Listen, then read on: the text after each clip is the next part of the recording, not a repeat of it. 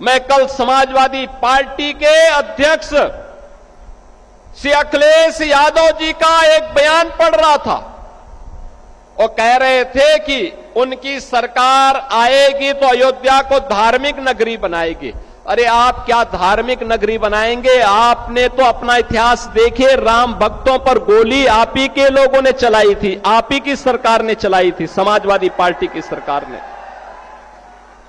आज जब राम भक्तों के परिश्रम और पुरुषार्थ से प्रधानमंत्री मोदी जी के नेतृत्व में अयोध्या अब त्रेता युग का स्मरण करा रही है, तो आपके मुंह में भी पानी आने लग गया है। अरे भूल जाओ, आपने तो थानों में और जेलों में कृष्ण जन्माष्टमी के आयोजन को भी रोक दिया था, कांवड़ यात्रा पे प्रतिबंध लगा दिया था।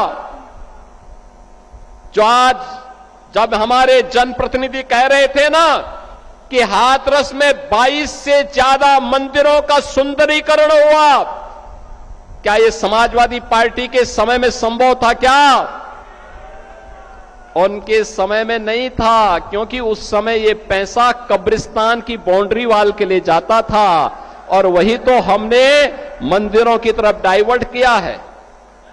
वही पैसा हमने इधर भेजा है कि कब्रिस्तान की आवश्यकता नहीं, मंदिर आस्था के केंद्र हैं। अखिलेश जी, अयोध्या को तो राम भक्तों ने सजा और संवार दिया है, आप उसकी चिंता मत करिए, पश्चाताप करिए, एक बार रामलला का दर्शन कर लीजिए, कम से कम इसी से और सद्बुद्धि आएगी। और अब तैयारी करिए कि हम कृष्ण कन्हैया के लिए भी कुछ कर सकें। अब मथुरा की बात करिए। अगर सचमुच अपने को धार्मिक कहलाने का प्रयास कर रहे हो तो मथुरा वृंदावन पे खुल करके बोल दीजिए, श्री कृष्ण जन्मभूमि पर खुल करके बोल दीजिए और बोलिए ना कि श्री राम जन्मभूमि मुक्ति के आंदोलन की तर्ज पर ही श्री कृष्ण जन्मभूमि की मुक्ति का भी अभियान चलना चाहिए। भगवान श्री कृष्ण की जन्मभूमि को भी सम्मान मिलना चाहिए। हमारी सरकार वहां श्रद्धालुओं को बुनियादी सुविधाएं उपलब्ध करवाने का कार्य कर रही है।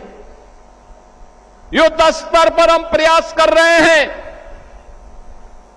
लेकिन आप में हिम्मत नहीं, क्योंकि आप तो मुल्ला और मौलवियों के सामने घुटने टेकने के सिवाय आपके पास कोई ऐसा एजेंडा नहीं जो प्रदेश के विकास के लिए हो, अयोध्या, मथुरा या काशी के उत्थान के लिए हो, उनकी पहचान को, पौराणिक पहचान को बनाए रखने के लिए हो। ये धूल झोंकने का काम मत करो। एक खिसियानी बिल्ली खंबा नोचे वाली कहावत को चरितार्थ मत करो।